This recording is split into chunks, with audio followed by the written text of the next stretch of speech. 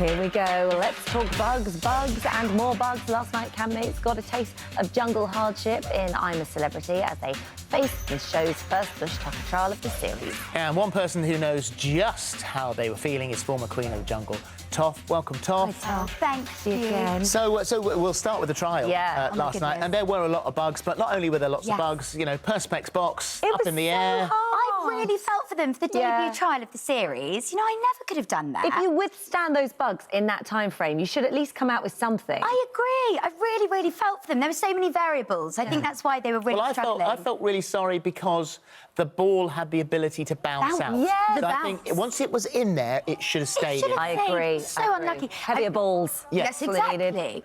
I felt a bit for Kate. She shrieked her way through the trial. I mean, the moment when she said that the insects were infiltrating her noo-noo. I know. And Caitlyn just kept her cool. I know. Oh, no noo-noos. And I thought Caitlyn was really quite calm. Cool as ice. Yeah. I mean, just brilliant. And poor Caitlyn, she had to do last night, and we've got an exclusive clip, which is really exciting. She's got to do one again this evening. My gosh. Let's have a little look. Let's have a look. Try turning it the other way around, Caitlyn. It might be a little bit easier. Do the short ending. Yeah, short end. Short end was so much easier. There you go, there you go, there you go, there you go, there you go, there you go. Good start, Caitlyn. Keep going, you have to keep screwing. There's a lot more screw to it. Great work. Keep going, keep going, keep going. Yeah, good, very good. Good timing, too. Oh, my God, you see her shaking. I know. Like, properly I shaking. think she should be really proud of herself. She's really thrown herself into the whole thing of the jungle. Yeah. And then we saw last night there was this little vulnerable moment when she woke up in the middle of the night. And my heart went for her because I know you wake up, you don't know where you are. It's pitch black. That first night's very tough, isn't it? It's awful, and I understand it. She was saying that, you know, I'm 70 years old. I'm a bit sad that I'm not at home with my family. Yeah. Am I doing the right thing?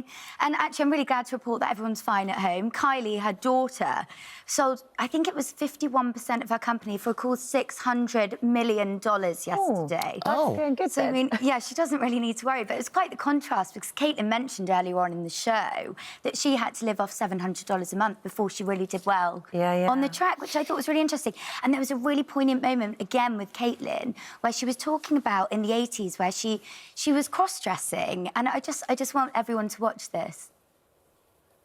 You would cross-dress in your car, drive around town. It was like a day before Halloween, and this car pulls up beside me, and it's my next-door neighbor. Ooh. How'd you style that one out? Said I was going to a Halloween party. And then I got my first DWF, driving while female. You know, it's like you're just driving your car, and you know, you get some guy in a pickup truck and he's beeping his horn. You think, what the hell's that? And you look over and, you know, he's like blowing you kisses and stuff. And I'm thinking, you poor girls go through this all the time? There were so many stories last night. So good campfire chat last night. Best stories. And, of course, luxury items, which gives you such a lift. I remember it so well. And what was yours? Mine was fake tan, bit embarrassing. Was it? Mortifying. Brilliant. Well, she had concealer, didn't she? Well, this is it. You need what you can get in there. And in a bizarre turn of events, so Adele was really lucky. You know, one of two people to win her luxury item. And what was it? A picture of Jane McDonald. The most niche camp luxury item, I think, ever. Well, we've actually got Jane on the phone. Hi, Jane. Good morning, Jane. Hello there. Hi there. So did you know, and I mean, did you get a phone call to say, oh, watch tonight, you might feature quite heavily, or was that a complete surprise? No, absolutely gobsmacked. I was just like, oh my God. My phone started going ding, ding, ding, ding, ding. And I was sat because I've been filming here in Manchester, Jane events, and I just sat on the edge of the bed in my underwear and watched it on +1 and just thought, oh my goodness me, I could not believe it. Have you met her? No, I've never met her, but I want to now. Well, that's quite nice. So you've now officially been in the jungle without actually having to go in the jungle because you're attached to a bedpost, I think, in there, a hammock post. I just love that. That is absolutely my perfect visit to the jungle, isn't it? I mean, I don't have to do anything. I'm just there. Would you do it? Would you go in? Oh, no, I don't think so. It's not for me, that, love. No, I need an hairdryer. And me without makeup, not attractive. Not attractive at all. Jane, thank you, Jane. Lovely to talk to you. Roman Kemp was talking about George Michael. Oh, yeah, I was so envious. I want to have Christmas with the Kemps and George Michael, his godfather. Yeah. And he was telling this story about Christmas, and it just sounds so up my street. We've got coming up now, we're going to have a chat to two people that are in the jungle, Alison and John. They've both been in the jungle, but they've been doing the ITV2 show. Hello, are you having the best time? We are having an amazing time. I mean, it's nighttime here. We're getting ready to, well, not go to bed together, but we're getting ready to sleep. Yeah, we're in our hotel. Yeah. But the best thing about our job is we go in, we comment, have a little gossip, come back to the hotel, bit of wine, chill out. It's just like the best. Yeah, good deal. So what's the news then? Have you seen anyone who might be being added, the new arrivals? Yes.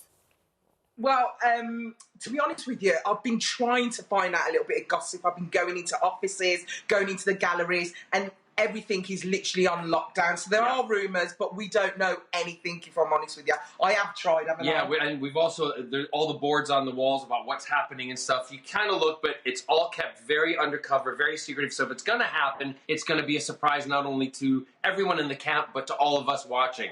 And you two...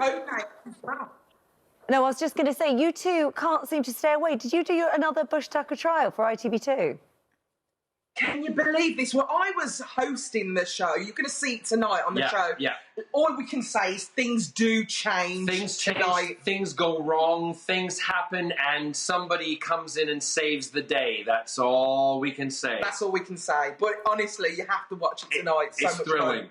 And what about the luxury items? We were just talking to Jane McDonald there. This was my luxury item. It was just like a little powder puff. That's all I had. And mine was the Easter cat, which sat on my bedpost looking at me because it reminds me of Scott and all our travels together. And the Easter cat goes with me all over the world, anywhere I go. So, and he's here with me now. So, yeah, that was our luxury item. But, you know, if you want a picture of Jane McDonald next to your bed, then go right ahead. We love Jane. We love Jane. But listen, we've been having a great time. Have a look at some of the antiques we've been getting up to. Yeah. I filmed this on my phone. Well So here we are, just about going into the jungle. Climbing the stairs. I've got John and I've got the crew behind us. Look how beautiful it is. This is the makeup department, and these girls have been doing it for 73 years. Just on me. Just on me. So this is just us on a break at the moment, and there's our lovely John. He's attractive. We're just chilling out. We've got presenters learning the scripts. How was it for you? It was absolutely great. But would it have been as great if I wasn't in it? No, absolutely not. You were an absolute joy to work with, Alison. Do you know what? When I see you, I just think life. Hey, pop that on a T-shirt. And we can't let you go without John Barrowman. Great hair. Thank you. I thought you would like it. Yeah, there's been stuff in the papers saying that, you know, something's happened, I'm ill, there's something wrong. The fact of the matter is, I just don't want to dye my hair anymore. I wanted to cut it. I wanted it to be natural. And thank you for liking it, Phillip. It looks great. Looks great. And dyeing it is an absolute pain in the neck. I did that for years. That'll do. Perfect. Looking good.